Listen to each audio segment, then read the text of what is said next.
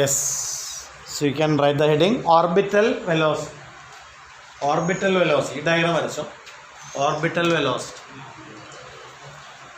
Theory പഠിക്കാനുണ്ട്. Orbital velocity.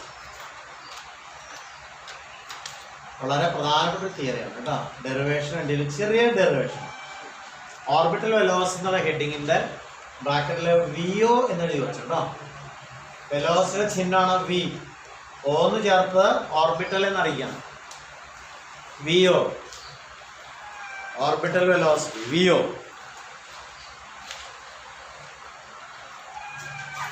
ഈ ഡയഗ്രത്തിൽ കാണിച്ചേക്കുന്നത് ME എന്ന് എഴുതിയേക്കുന്നത് മാസ് ഓഫ് എർത്ത്.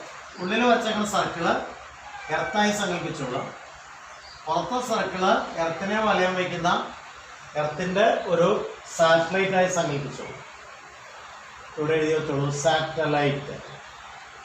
ചെറിയ ഒരു റൗണ്ട് വരച്ചാണ് സാറ്റലൈറ്റ്. എത്ര ഹൈറ്റിലാണ് സാറ്റലൈറ്റ് കറങ്ങുന്നത്? H എന്ന ഹൈറ്റ്.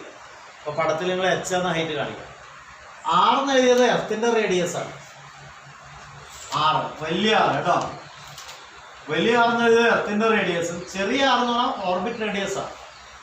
അപ്പോൾ ഡയഗ്രത്തിൻ്റെ അടുത്ത് എഴുതി വെച്ചോളൂ ചെറിയ R എന്ന് പറഞ്ഞാൽ R+H ആണ്. സ്മോൾ ആർ എന്ന് ഉദ്ദേശിച്ചത് ആ കറങ്ങുന്ന സാറ്റലൈറ്റ് കറങ്ങുന്ന സർക്കിളിന്റെ റേഡിയസ്.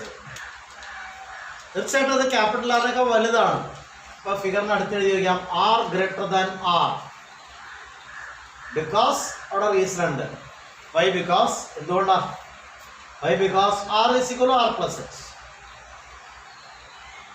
മുകളിൽ എഴുതിയിട്ടുണ്ടല്ലോ, അത് തന്നെ എടുത്ത് R ഗ്രേറ്റർ ദാൻ R. ഈ R എന്ന് പറഞ്ഞാൽ ഓർബിറ്റ് റേഡിയസ് ആണ്.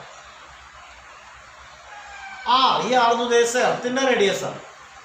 എർത്തിന്റെ റേഡിയസിന്റെ ഒരു ഐഡിയ ഉണ്ടാക്കി വെച്ചാൽ നല്ലത്.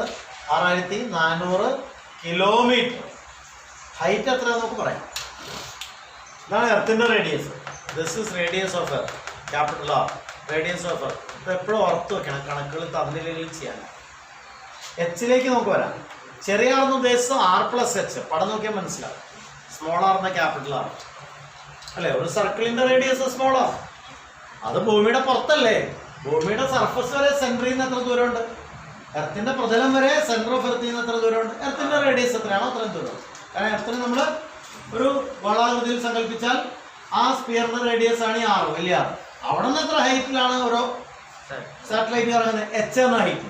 അപ്പോൾ ആ H കൂടെ എടുത്ത് ആഡ് ചെയ്യാലോ ഈ R-ന്റെ കൂടെ. R+H. ശരി, അതിനെ നമുക്ക് വേറെ R എന്ന് എഴുതാമല്ലോ. അതാണ് ഓർബിറ്റ് റേഡിയസ്. മോഡൽ ചെയ്യാൻ ഇവിടെ കംപ്ലീറ്റ് ആയില്ല നോക്കുള്ളൂ. ആ ഡോട്ടഡ് സർക്കിൾ ഇട്ടേക്കുന്നത് ഓർബിറ്റ് റേഡിയസ്. ഇത്ര കാര്യങ്ങൾ എഴുതി വെച്ചോളൂ. ഓർബിറ്റൽ വെലോസിറ്റി എന്ന ഹെഡിങ്. ഒരു ചെറിയ ഡെഫിനിഷൻ ഇതാ. If a body is launched, LAUNCHED,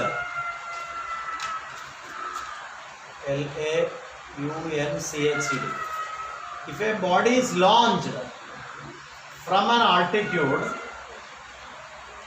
if a body is launched from an altitude H, if a body is launched from an altitude H, from an altitude H, from an altitude H, it may ചെയ്തേക്കാം. അതാണ് it may വേണമെന്നില്ല. it may orbit around Earth. It may orbit around the Earth. It may orbit around Earth.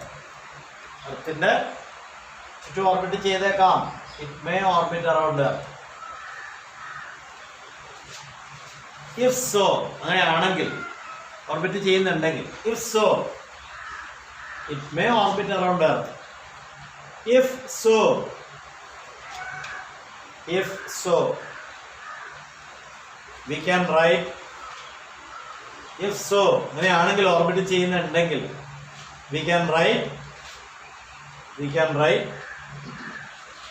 capital J into ME into M by small r square equal to, അവിടെ എഴുതിയ small M തന്നെ വീട്ടിൽ ഈ M തന്നെ, VO square by R. ഈ formula നമ്മൾ പഠിച്ചതാണ് രണ്ടും.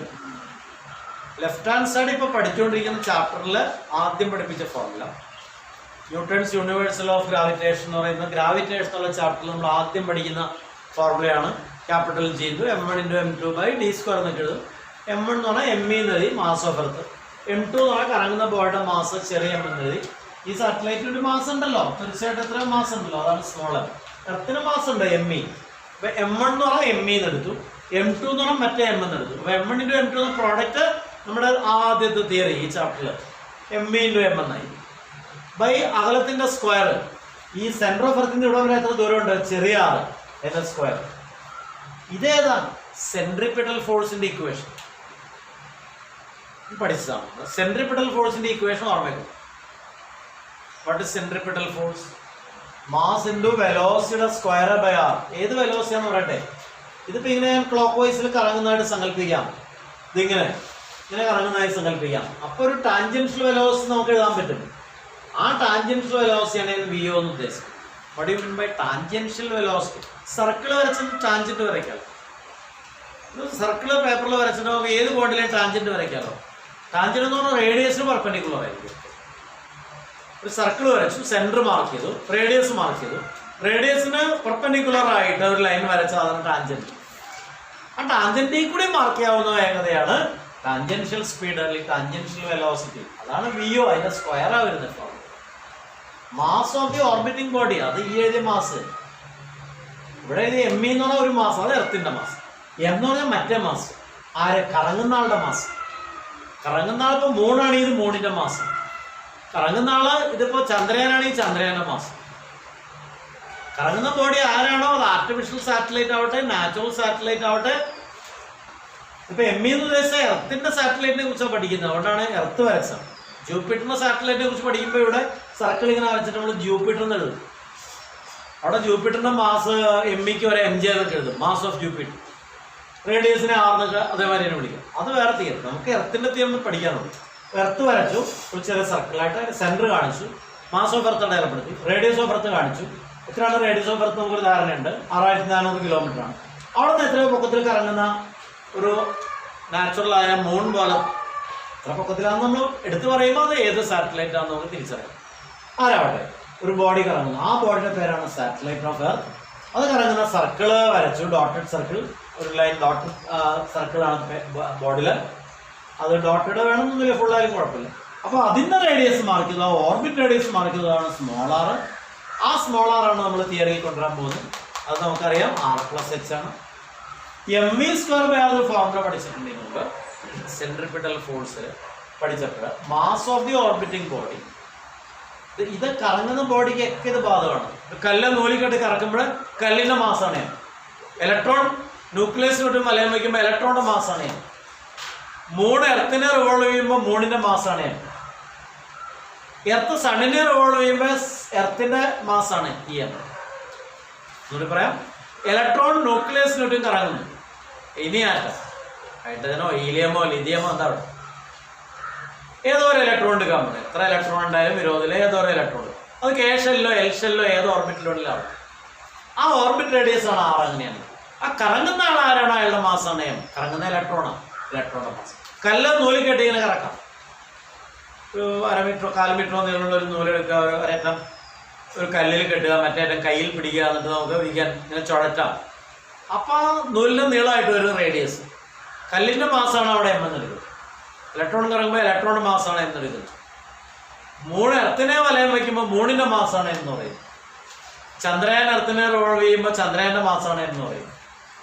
ജൂപ്പിറ്റർ സണ്ണിനെ റിവോൾവ് ചെയ്യുമ്പോൾ ജൂപ്പിറ്ററിന്റെ മാസമാണ് M എന്ന് പറയും. എർത്ത് സണ്ണിനെ റിവോൾവ് ചെയ്യുന്നുണ്ട്, എർത്തിന്റെ മാസമാണ് M എന്ന് പറയും. ആര് കറങ്ങുന്നുവോ കറങ്ങുന്ന ആളാണ്. ഓർത്തിരിക്കാൻ വലിയ ബുദ്ധിമുട്ടുണ്ട്. കല്ല് കറങ്ങുന്നു, കല്ലിന്റെ മാസം. ഇലക്ട്രോൺ കറങ്ങുന്നു, ഇലക്ട്രോണിന്റെ മാസം. മൂൺ കറങ്ങുന്നു, മൂണിന്റെ മാസം. എർത്ത് കറങ്ങുന്നു, സണ്ണിന്, എർത്തിന്റെ മാസം. ആര് റൊട്ടേറ്റ് ചെയ്യുന്നുവോ ആ കറങ്ങുന്ന ആളുടെ മാസമാണ്. ഈ മാസം അത് തന്നെ, ഈ മാസം. അപ്പം മാസ് ക്യാൻസൽ ചെയ്യാൻ പോണേ. ഇതെന്താ ഇക്വേറ്റ് ചെയ്യാനുള്ള കാരണം പറഞ്ഞിട്ട് വേണം ഇത് ക്യാൻസലേഷനിലേക്ക് വരാൻ. എന്താ ഇക്വേറ്റ് ചെയ്യാൻ കാരണം? What is it? Gravitational force. What you mean by gravitational force? Force between two bodies. ഇത് രണ്ട് ബോഡീസ് ഏതൊക്കെയാ? ഒന്ന് എർത്ത്, അതിന് എത്ര മാസ് ഉണ്ട്? ME. പിന്നെ വേറെ മാസ്, കറങ്ങുന്ന ഒരു സാറ്റലൈറ്റിന്റെ മാസ്, അതിന് എത്ര മാസ് ഉണ്ട്? M. അപ്പൊ G × M1 × M2/d² എന്നുള്ള ഫോർമുല എങ്ങനെയായി? G × capital G. വാല്യൂ ഓർമ്മയിലുണ്ടോ? 6.67 × 10⁻11. ചെറിയൊരു വാല്യൂ ആണ്. 6.67 into 10⁻⁻11 SI ഉണ്ട്. G mass of Earth, mass of the orbiting body, റേഡിയസിന്റെ സ്ക്വയർ. ഇതാണ് ഗ്രാവിറ്റേഷണൽ ഫോഴ്സ്. എന്താണ് ഗ്രാവിറ്റേഷണൽ ഫോഴ്സ്? ന്യൂട്ടൺ പറയുന്ന ഗ്രാവിറ്റേഷണൽ ഫോഴ്സ് എന്ന് പറഞ്ഞാൽ എന്താണ്? Any two bodies in the universe attract each other with a force. ഇവിടെ ആരൊക്കെ രണ്ട് ബോഡീസ്? എർത്ത് സെന്ററിൽ നമ്മൾ എർത്തിന്റെ മാസം കൊണ്ട് അസ്യൂം ചെയ്തു. കറങ്ങുന്ന ബോഡി എൻ്റെ മാസം M എന്ന് അസ്യൂം ചെയ്തു. അവർ തമ്മിലുള്ള ഗ്രാവിറ്റേഷണൽ ഫോഴ്സ് എങ്ങനെ എഴുതാം? ക്യാപിറ്റൽ G ഇൻറ്റു എർത്തിന്റെ മാസം ഇൻറ്റു കറങ്ങുന്ന ആളുടെ മാസ് ബൈ അവരുടെ ഇടയ്ക്കുള്ള അകലത്തിന്റെ സ്ക്വയർ. ആ ഓർബിറ്റ് റേഡിയസ് ആണല്ലോ R, ചെറിയ R, അതിന്റെ സ്ക്വയർ. അത് എന്ത് തന്നെയാണ്? ഇതാണ് ഇതിന് പ്രൊവൈഡ് ചെയ്തത്. കറങ്ങാൻ ഈ ഒരു സംഭവം ആവശ്യമാണ്. കൂടിയേ തീരും. Any body to execute circular path necessarily mvo²/r is needed. Necessarily നിർബന്ധമായി. ഇലക്ട്രോണിന്റെ ന്യൂക്ലിയസിനെ വലയം വയ്ക്കണമെങ്കിൽ ഇലക്ട്രോണിന് സെൻട്രിപിറ്റൽ ഫോഴ്സ് ആവശ്യം. കല്ല് നൂലി കെട്ടി കറക്കുമ്പോൾ കല്ലിന് സെൻട്രിപിറ്റൽ ഫോഴ്സ് ആവശ്യം. സണ്ണിനെ എർത്ത് റിവോൾവ് ചെയ്യുന്നു, എർത്തിന് സെൻട്രിപിറ്റൽ ഫോഴ്സ് ആവശ്യം. സണ്ണിനെ ജൂപ്പിറ്റർ പോലത്തെ ബാക്കി 8 അല്ലെങ്കിൽ 9 പ്ലാനറ്റുകളും റിവോൾവ് ചെയ്യുന്നുണ്ട്, അതിനൊക്കെ സെൻട്രിപിറ്റൽ ഫോഴ്സ് ആവശ്യം. എനിത്തിങ് ഇൻ സർക്കുലർ മോഷൻ, ഈ ഒരു സംഭവം ഉണ്ടെങ്കിലേ കറങ്ങാൻ പറ്റൂ. ഇത് എവിടെ നിന്ന് കിട്ടി? ഇവിടെ നിന്നാണ് കിട്ടുന്നത്. അപ്പൊ mvo²/r എന്ന ഫോഴ്സ് എവിടെ നിന്ന് വന്നു? ഇത് നമ്മൾ പഠിച്ചു കഴിഞ്ഞ ഫോർമുലയാണ്. അത് എവിടെ നിന്ന് വന്നു എന്ന് ചോദിച്ചാൽ ഇവിടെ നിന്നാണ് കിട്ടിയേക്കണേ ആ ഫോഴ്സ്. ഇങ്ങനൊരു സംഭവം ഇല്ലായിരുന്നെങ്കിൽ കറങ്ങാൻ പറ്റില്ലായിരുന്നു. ഈ Gme/m/r² എന്ന് പറയുന്ന ഒരു രണ്ട് ബോഡീസ് തമ്മിലുള്ള അട്രാക്റ്റീവ് ഫോഴ്സ് ഉണ്ട് എന്ന് പറയുന്നൊരു കാര്യം എർത്തിനെ വലയം വയ്ക്കുന്ന ഒരു ബോഡിക്കും അങ്ങനെ ഒരു അട്രാക്റ്റീവ് ഫോഴ്സ് ഉണ്ടായത് കൊണ്ടാണ് കറങ്ങാൻ സാധ്യത വരാൻ കാരണം. അപ്പോൾ കറങ്ങുമ്പോഴത്തെ ഫോർമുല ഇതാണ്. മാസം കൊണ്ട് ക്യാൻസലാക്കി, ഒരാറോടെ നമ്മൾ ക്യാൻസലാക്കി. ഡിനോമിനേറ്ററിൽ R², R × R, ഇവിടുത്തെ R, ഇവിടുത്തെ R × R ഒരു R, ഇവിടുത്തെ R പോയി. ഇവിടുത്തെ M എന്ന് പറഞ്ഞാൽ കറങ്ങുന്ന ആളുടെ മാസം, ആ മാസം തന്നെയാണ് ഈ മാസം. അതവിടെ ഞാൻ ക്യാൻസലാക്കി ആ മാസം. ബാക്കി കിട്ടുന്നത് capital G into mass of Earth is equal to വിയോയുടെ സ്ക്വയർ. നമുക്ക് വേണ്ട വിയോയുടെ ഫോർമുലയാണ്. V O is equal to root of capital G into mass of Earth by ഈ R എന്ന് പറയുന്നത് നമുക്ക് R+H എന്ന് ഇട്ടാലും കുഴപ്പമില്ല. ഇതാണ് ജനറൽ ഫോർമുല. ഓർബിറ്റൽ വെലോസിറ്റിയുടെ ജനറൽ ഫോർമുല ഈ R തന്നെയാണ്. R തന്നെയാണ്, R+H. R എന്നിട്ട് റൂട്ട് കൊടുക്കുക. അടുത്ത സ്റ്റെപ്പിൽ വരുമ്പോൾ Gme/r. സ്ക്വയർ അല്ലേ? സ്ക്വയർ കളയുമ്പോൾ റൂട്ട് എടുക്കണ്ടേ? അപ്പോൾ റൂട്ട് എടുക്കണം. സോ Gme/r, ഈ R തന്നെ കേട്ടോ, അതിൻ്റെ റൂട്ട് ഇതാണ് ഇപ്പോൾ.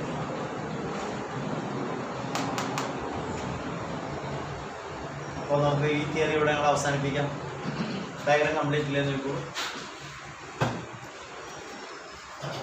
To derive an equation for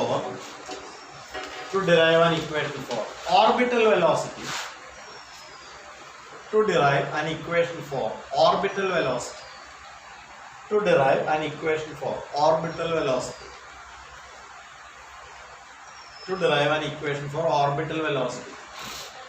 velocity, we can consider gravitational force. We can consider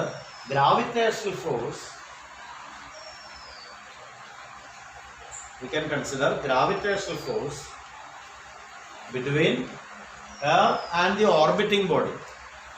We can consider gravitational force between Earth and the orbiting body. We can consider gravitational force between Earth and the orbiting body. എർത്തും orbiting ബോഡിയും തമ്മിലുള്ള gravitational force സങ്കല്പിക്കാവുന്നു.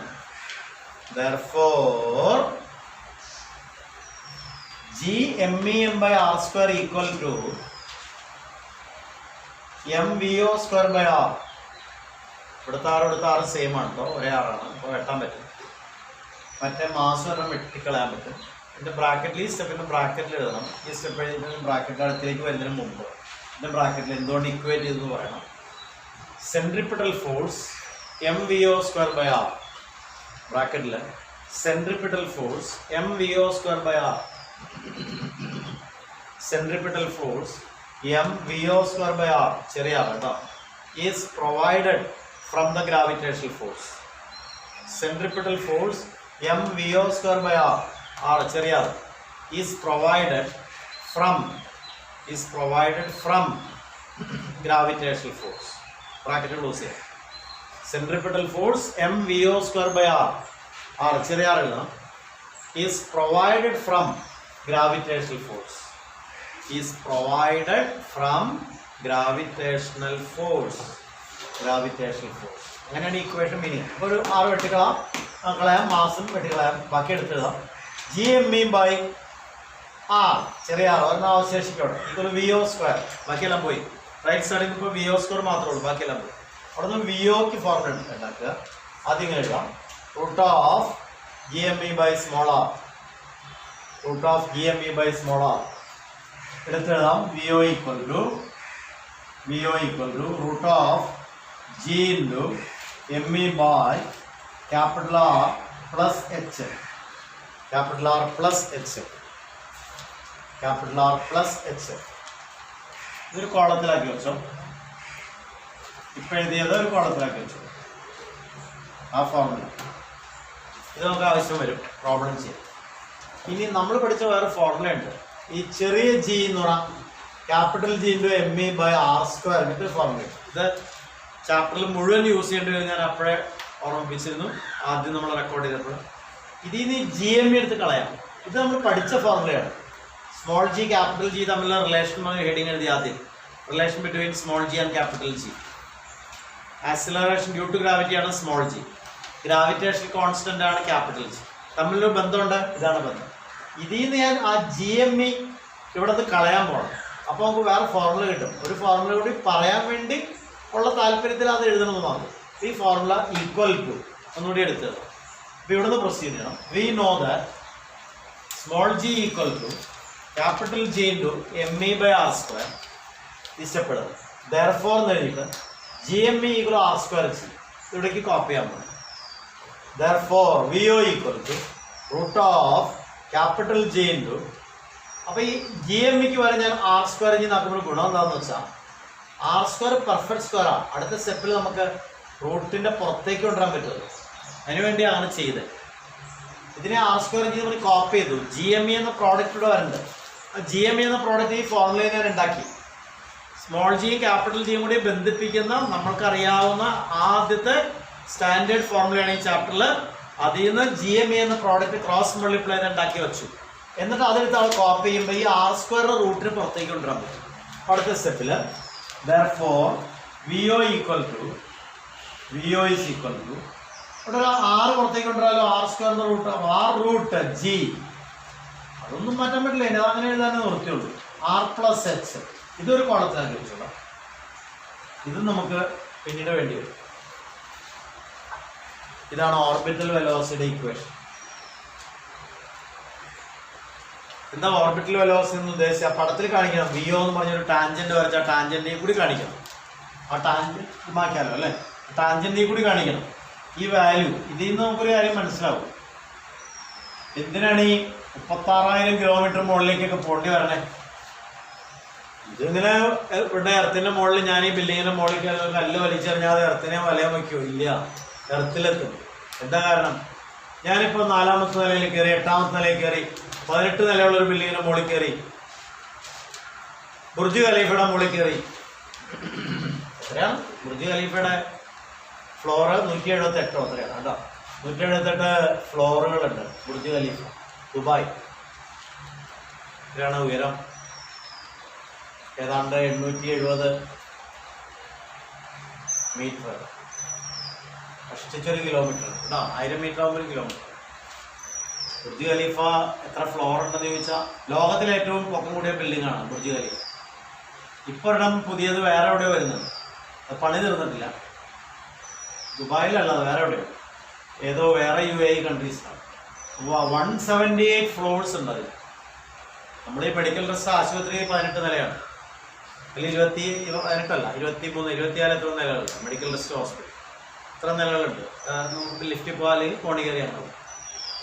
178 നിലകളുണ്ട് Burj Khalifa, the tallest building in the world with a height around, correct അല്ല ഞാൻ പറഞ്ഞത്, ഏതാണ്ട് 870 880 അടുത്താണ്. Correct ഞാൻ ഗൂഗിളിൽ നിന്നാണ് കിട്ടും.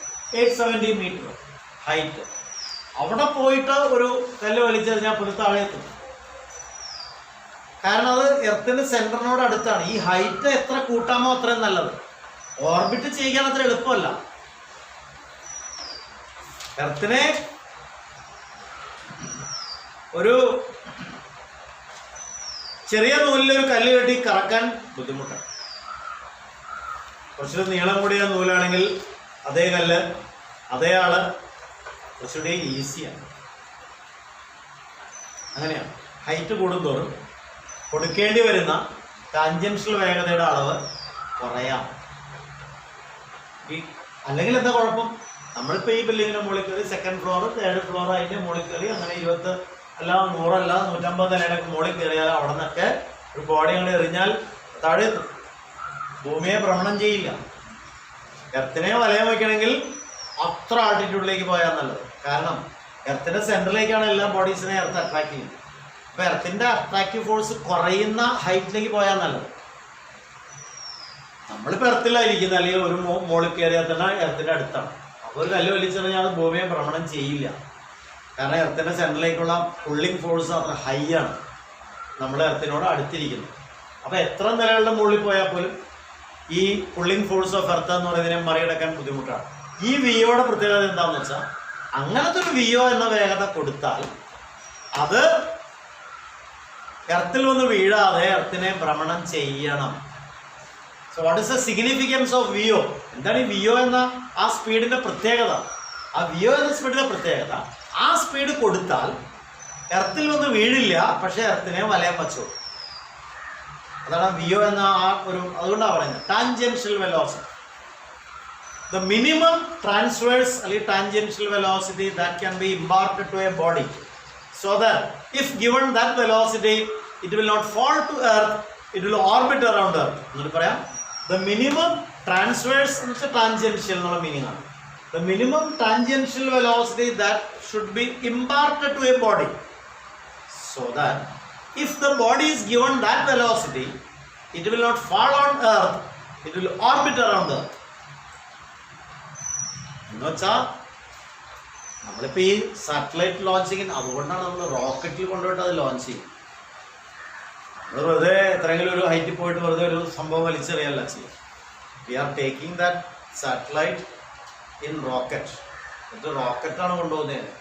റോക്കറ്റ് കൊണ്ടുപോയി ഭൂമിയുടെ ഒരു ഭ്രമണപഥത്തിൽ എത്തിക്കുകയാണ്. എന്ന് വെച്ചാൽ ഒരു പ്രത്യേക ഹൈറ്റിലെത്തി 36,000 കിലോമീറ്റർ മുകളിലേക്കൊക്കെ പോകണ്ടേ, അത്രേ ഹൈറ്റിൽ ഒക്കെ ആയാലേ അത് ഈ പറയുന്ന സിങ്ക്രണസ് സാറ്റലൈറ്റ് ആവുള്ളൂ. അപ്പോൾ സിങ്ക്രണസ് ആവാൻ വേണ്ടിയിട്ടാണ് നമ്മൾ അത്ര ഹൈറ്റിലേക്ക് കൊണ്ടുപോകുന്നത്. അപ്പം ഇതിപ്പോൾ നമ്മൾ ബുർജ് ഖലീഫയുടെ ഹൈറ്റ് എടുത്താൽ പോലും ചെറിയൊരു ഹൈറ്റ് മാത്രമേ ഉള്ളൂ. അവിടെ നിന്നൊന്നും ലോഞ്ച് ചെയ്ത് യാതൊരു കാര്യമില്ല. തിരിച്ചെടുത്തിലേക്ക് പോകും. 1000 കിലോമീറ്റർ പോയിട്ടും കാര്യമില്ല, 2000 കിലോമീറ്റർ മുകളിലേക്ക് പോയിട്ടും കാര്യമില്ല, 5000 കിലോമീറ്റർ മുകളിലേക്ക് പോയിട്ടും കാര്യമില്ല. അവിടെ നിന്ന് ഒരു ബോഡിയെ എറിഞ്ഞു കഴിഞ്ഞാൽ ആ കൊടുക്കുന്ന വേഗതയൊക്കെ മതിയാവില്ല. ഹൈറ്റ് കൂടുമ്പോൾ കൊടുക്കേണ്ടുന്ന വേഗത കുറയ്ക്കാൻ പറ്റും. എന്നാണ് ഹൈറ്റ് കൂടുന്നത്? അതാണ് ഞാൻ പറയുന്നത്. ഒരു കല്ല് നൂലിൽ കെട്ടി കറക്കുമ്പോൾ റേഡിയസ് കുറവാണെങ്കിൽ, നൂലിലും നീളം കുറവാണെങ്കിൽ നല്ല ഫോഴ്സ് കൊടുത്താലേ കറക്കാൻ പറ്റും. എന്നാൽ നൂലിലും നീളം കൂടുതലാണെങ്കിൽ അത്രയും ഫോഴ്സ് കൊടുക്കണം. Same thing. അതെന്ന് വെച്ചാൽ ക്ലിക്ക് ചെയ്യണം ആ ഒരു പോയിന്റ്. അപ്പോൾ എന്തുകൊണ്ട് എർത്തിന്റെ സർഫസിൽ നമ്മൾ കിലോമീറ്റർ കണക്കിന് മുകളിൽ ചെന്നു എന്നിട്ട് ലോഞ്ച് ചെയ്തു? റോക്കറ്റിലാണ് കൊണ്ടുപോകണം ഈ സംഭവം. റോക്കറ്റിൽ കൊണ്ടുപോയിട്ട് ഒരു പ്രത്യേക ഹൈറ്റ് ആകുമ്പോൾ അവിടെ നിന്ന് എറിയാണ്. ടെക്നോളജി ഉണ്ട്, നമ്മൾ പറയുന്ന കാര്യം അങ്ങനെ എറിയാലോ. ആ ടെക്നോളജി വർക്ക് ചെയ്ത് കഴിയുമ്പോൾ ആ കൊടുക്കുന്ന വെലോസിറ്റി, ആ വെലോസിറ്റിയെ വിയോ എന്ന് വിളിച്ചാൽ, ആ വിയോ എന്ന വെലോസിറ്റി പ്രത്യേകത, ആ വെലോസിറ്റിയിൽ ത്രോ ചെയ്യുമ്പോൾ അത് എർത്തിലേക്ക് വന്ന് വീഴാതെ എർത്തിനെ വലയം വച്ചോളും എന്ന് വിചാരിക്കും. അങ്ങനെയാണെങ്കിലാണ് നേരത്തെ എഴുതിയ ഫോർമുലയ്ക്ക് മീനിങ് വരിക. അപ്പോഴാണ് നമ്മൾ ആ capital G × ME × M by ആ സ്മോൾ ആറിന്റെ സ്ക്വയർ ഈക്വൽ ടു സെൻട്രിപിറ്റൽ ഫോഴ്സിന്റെ ഇക്വേഷൻ ആയിട്ട് ഇക്വേറ്റ് ചെയ്യാൻ പറ്റുക. mVO²/r. അവിടെ നിന്ന് സിംപ്ലിഫൈ ചെയ്തപ്പോഴാണ് നമുക്കൊരു ഫോർമുല കിട്ടിയത്, ഈ ഫോർമുല കിട്ടിയത്. അപ്പൊ ഈ ഫോർമുല ഡെറിവേഷനായി. ഇനി അപ്പൊ എന്തിനാണ് ഹൈറ്റിലേക്ക് ഉണ്ടായെന്ന് ചോദിച്ചാൽ, ഹൈറ്റ് കൂടുന്നത് നല്ലതാണ്. എത്രയും പൊക്കത്തിലേക്ക് പോകുന്നു അത്രയും നല്ലതാണ്. അത്രയും പൊക്കത്തിലേക്ക് ചെന്ന് കഴിഞ്ഞിട്ട് ലോഞ്ച് ചെയ്യുമ്പോൾ അധികം സ്പീഡ് കൊടുക്കേണ്ടി വരും. അല്ലെങ്കിൽ കൊടുക്കേണ്ടി വരുന്ന സ്പീഡ് ടു ഹൈ ആവും. അത്ര ഹൈ സ്പീഡിൽ നമുക്ക് ത്രോ ചെയ്യാൻ ബുദ്ധിമുട്ടാണ്. ആ സ്പീഡ് കിട്ടിയില്ലെങ്കിലോ ആ നിശ്ചിത സ്പീഡ് കിട്ടിയില്ലെങ്കിൽ എർത്തിലേക്ക് വീഴുകയും ചെയ്യും. ആ നിശ്ചിത സ്പീഡ് കിട്ടിയാലോ ഭൂമിയെ ഭ്രമണം ചെയ്തു. ഹൈറ്റിലേക്ക് പോകുന്നതിൻ്റെ അഡ്വാൻറ്റേജ് എന്താണ്? കൂടുതൽ ഉയരങ്ങളിലേക്ക് എത്തുന്നതിൻ്റെ അഡ്വാൻറ്റേജ് എന്താണ്? എർത്തിൻ്റെ പുള്ളിങ് ഫോഴ്സ് കുറയും. ദൂരേക്ക് പോകുമ്പോൾ എർത്തിൻ്റെ പുള്ളിങ് ഫോഴ്സ് കുറയും. എർത്തിൻ്റെ പുള്ളിങ് ഫോഴ്സ് കുറയുന്നതിൻ്റെ അഡ്വാൻറ്റേജ് എന്താണ്? കൊടുക്കേണ്ടി വരുന്ന VO എന്ന സ്പീഡ് ടു ഹൈ ആവേണ്ട ആവശ്യമില്ല. ഇതാണ് അതിൻ്റെ തീയതി. ഈ ഫോർമുല പഠിച്ചിരിക്കണം. ഇനി നമുക്ക് ഈ വാക്കിലേക്ക് വരണം. What is synchronous satellite? അപ്പോൾ ഇവിടെ വരെ എഴുതിയെന്ന് വിചാരിക്കുന്നു. VO = R/G/R+H. ഇനി ഒരു ഹെഡിങ് എഴുതുന്നത് synchronous satellites. SYNCHRONOUS. synchronous satellites. Synchronous satellites. അതിൻ്റെ ബ്രാക്കറ്റിൽ വേറെ പേര് എഴുതണം. ജിയോ സ്റ്റേഷനറി. സിൻക്രണസ് ഉള്ളതിൻ്റെ വേറെ വാക്കാണ് geostationary. GEO. Geostationary satellites.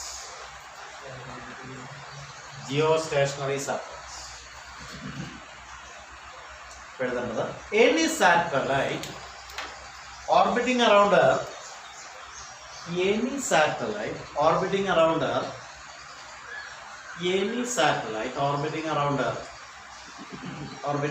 Earth with a period, any satellite orbiting around Earth with a period 24 hours, with a period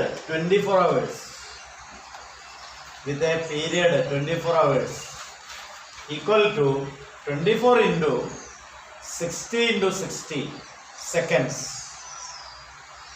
24 hours ആണ് ഞാൻ പറഞ്ഞത്. 24 ഒരു മണിക്കൂർ 60 മിനിറ്റ് ആണ്. ഒരു മിനിറ്റ് 60 സെക്കൻഡാണ്. ഞാൻ സെക്കൻഡിലേക്ക് മാറ്റി. 24 മണിക്കൂറിന് സെക്കൻഡാണ്. ഒരു മണിക്കൂർ 60 മിനിറ്റാണ്. ഓരോ മിനിറ്റും 60 സെക്കൻഡാണ്. 24 മണിക്കൂർ എന്നൊരു മുഴുവൻ ദിവസത്തെ സെക്കൻഡിലേക്ക് കൺവേർട്ട് ചെയ്യും. ഈ 24 മണിക്കൂറിന് പ്രസക്തി നമുക്കറിയാം.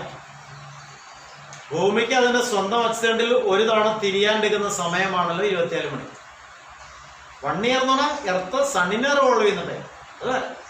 അതിൻ്റെ ആവശ്യം എർത്തിൻ്റെ ആക്സിസിൽ തിരിയാനെടുക്കുന്ന ഭൂമി സ്വയം അക്സിഡന്റിൽ തിരിയാൻ എടുക്കുന്ന സമയം അറിയണം. 24 hours.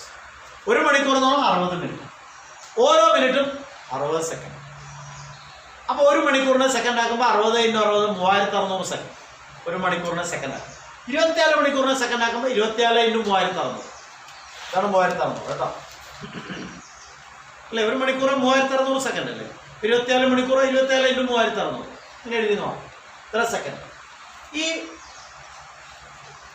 ഞാനിനി ഈ ഫോർമുലയിൽ നിന്ന് സർക്കിളിൻ്റെ സർക്കംഫറൻസ് വെച്ചിട്ട് ഒരു ഇക്വേഷൻ ഉണ്ടാക്കാൻ പോകണം. 2πr നോക്കിയിരുന്നാൽ മതി തൽക്കാലം. 2πr/t = VO. Distance by time speed എന്നാണ് എഴുതിയിരിക്കുന്നത് കേട്ടോ. R റേഡിയസ് ഉള്ള ഈ വലിയ സർക്കിൾ ഡോട്ടഡ് സർക്കിൾ വെച്ചു. അതിന്റെ റേഡിയസ് ആണ് ചെറിയ. സർക്കംഫറൻസ് ഓഫ് എ സർക്കിൾ കാണുന്ന ഫോർമുല നമ്മൾ പഠിച്ചു 9ലോ 10ലോ എവിടെയോ 2πr. ഇപ്പൊ സർക്കിളിന്റെ ചുറ്റളവ് ഒരു വൃത്തപരിധി എന്നൊക്കെ പറയും 2πr. അപ്പൊ ദൂരം എത്രയാണ്? ഇയാൾ ഇവിടുന്ന് കറങ്ങി ഒരു തവണ കറങ്ങി അവിടെ തന്നെ എത്തുമ്പോൾ ഈ സാറ്റലൈറ്റ് ഇവിടുന്ന് തുടങ്ങിയെന്നായിരിക്കട്ടെ. ഒരു തവണ ഭ്രമണം ചെയ്ത് അവിടെ തന്നെ എത്തിയെന്നായിരിക്കട്ടെ. അപ്പൊ എത്ര ദൂരം കവറപ്പ് ചെയ്തു? 2πr. അതിനെത്ര സമയം എടുത്തു? 24 hours.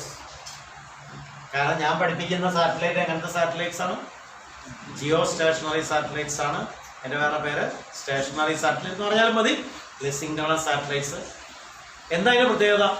എർത്തതിൻ്റെ സ്വന്തം ആക്സിസിൽ ഒരു തവണ തിരിയാനെടുക്കുന്ന 24 മണിക്കൂർ സമയം കൊണ്ട് ഈ സാറ്റലൈറ്റ് തിരിഞ്ഞുകൊണ്ടിരിക്കുക. അപ്പം വിത്ത് റിഗാർഡ് ടു എർത്ത് ഞാനിവിടെ നിൽക്കുന്നു, നിങ്ങൾ എന്നെ ഫേസ് ചെയ്തിരിക്കുന്നു.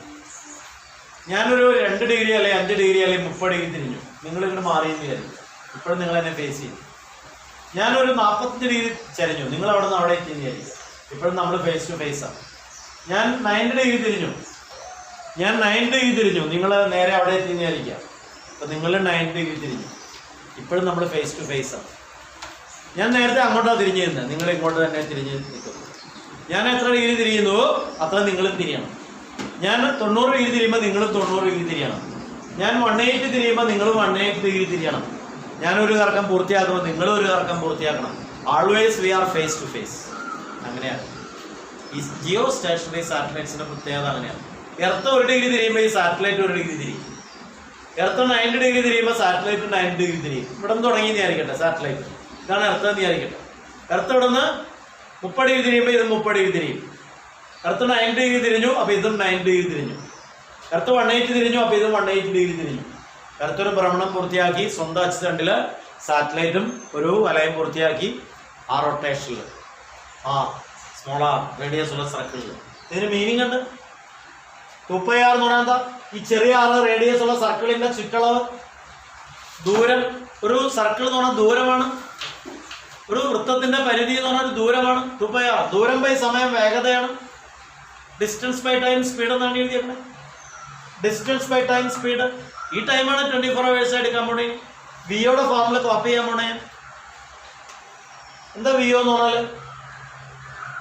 R√G/R+S നിങ്ങൾ എഴുതാൻ പറ്റേ. ഇതാണ് വിയോ എന്ന് പറഞ്ഞാൽ ഈക്വൽ ടു 2π. ഈ ആറിന് ഞാൻ R+H തന്നെ ആക്കാം, കാരണം അവിടെ R+H കിടപ്പുണ്ടല്ലോ. ബൈ ടി പിന്നീട് 24 hours. എന്താ എഴുതിയത്? Speed equal to distance by time എന്നാണ് എഴുതുന്നത്, വേറെ ഒന്നുമില്ല. ടാൻജൻഷ്യൽ സ്പീഡ് നമ്മളാ ഒരു തൊടുത്തുവിടുന്ന വേഗതയുണ്ട്. ആ റോക്കറ്റ് കൊണ്ടുപോയിട്ട് അവിടെ നിന്ന് തൊടുത്തുവിടുന്ന വേഗതയുണ്ട്. പ്രൊജക്റ്റാണ്, പ്രൊജക്റ്റായി വേണമെങ്കിൽ പറയാം. പ്രൊജക്റ്റായി ആ സാറ്റലൈറ്റ് എന്ന് പറഞ്ഞാൽ അത്ര ഹെവിയാണ്. അത്ര ഹെവിയായ സാധനത്തെ റോക്കറ്റിൽ കൊണ്ടുപോയിട്ട് വിക്ഷേപിക്കണം. കിലോമീറ്റർ കണക്കിന് മുകളിലേക്ക് കൊണ്ടുപോയിട്ട് അതിനെ ത്രോ ചെയ്യാണ്. ആ ത്രോ ചെയ്യുന്ന വെലോസിറ്റിയാണ് വിയോ. എന്താണ് വിയോയുടെ പ്രത്യേകത? തോന്നിയൊരു വേഗതയിൽ എറിഞ്ഞാൽ താഴേക്ക് എത്തും, എർത്തിൽ വന്ന് വീഴും. ആ വേഗത പ്രത്യേകത ഭൂമിയെ ഭ്രമണം ചെയ്യണം. അതെന്താണെന്ന് നമ്മൾ ഡിറൈവ് ചെയ്തു. R√G/R+H. ഇത് എർത്തിന്റെ റേഡിയസ്. ഇത് എത്ര ഹൈറ്റിൽ കറങ്ങുന്നുവോ ആ ഹൈറ്റ് ഇതിലേക്കാണ് വരാൻ. ഭൂമിയുടെ പ്രതലത്തിലുള്ള G ആണ് 9.8 എന്നോ എത്രാണെന്ന് വെച്ചാൽ തരുന്ന വാല്യൂ എടുക്കുക. എർത്തിന്റെ റേഡിയസ് ആണ് ഈ 6400 കിലോമീറ്റർ. എത്ര ഹൈറ്റിലാണ് കറങ്ങുന്നതെന്നാണ് കണ്ടുപിടിക്കാൻ പോകുന്നത്. അപ്പോൾ ഇത് distance by time equal speed എന്നുള്ള ഫോർമുലയാണ്. എന്നിട്ട് ഈ വിയോക്ക് ഞാൻ ഇവിടെ വാല്യൂ കോപ്പി ചെയ്തു. R√G/R+H. ഇപ്പൊ വിയുടെ വാല്യൂ ഇവിടെ നിന്ന് കോപ്പി ചെയ്തു. 2πr ആ R അങ്ങ് സബ്സ്റ്റിറ്റ്യൂട്ട് ചെയ്തു. എന്താ ആർന്നോ? R+H by T. ഇതില് നമുക്കിപ്പോ ഇവിടുന്ന് ഇവിടുന്ന് വെട്ടാൻ പറ്റില്ല. ഇവിടെ നോക്കി R വെട്ടാൻ നിർത്തില്ല. നമുക്ക് ഇവിടെ നിന്ന് ഇനി വേറൊന്നുമില്ല. ഇവിടെ നിന്ന് Hന് ഫോർമുല ഉണ്ടാക്കണം. അതാണ് ഞാൻ ഉദ്ദേശിച്ചത് കേട്ടോ. ഇവിടെ നമുക്ക് Hന് ഫോർമുല ഉണ്ടാക്കാം. 24 hours എന്ന് പറയുന്ന വാല്യൂ അവിടെ ഇട്ട് കൊടുത്തിട്ട് ക്രോസ് മൾട്ടിപ്ലൈ ചെയ്ത് നോക്കട്ടെ.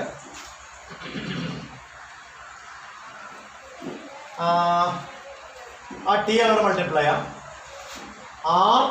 R√G/R+H into T equal to 2π into R+H.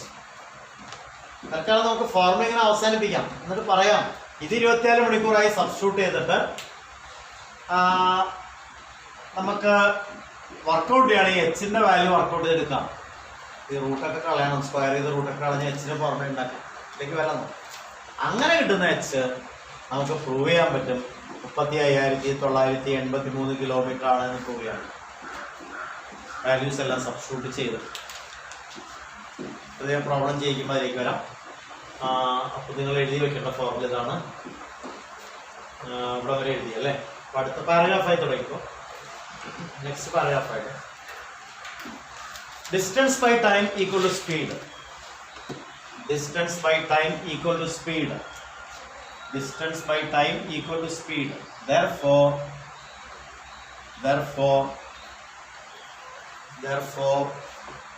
2π ചെറിയ r കേട്ടോ by t equal to VO.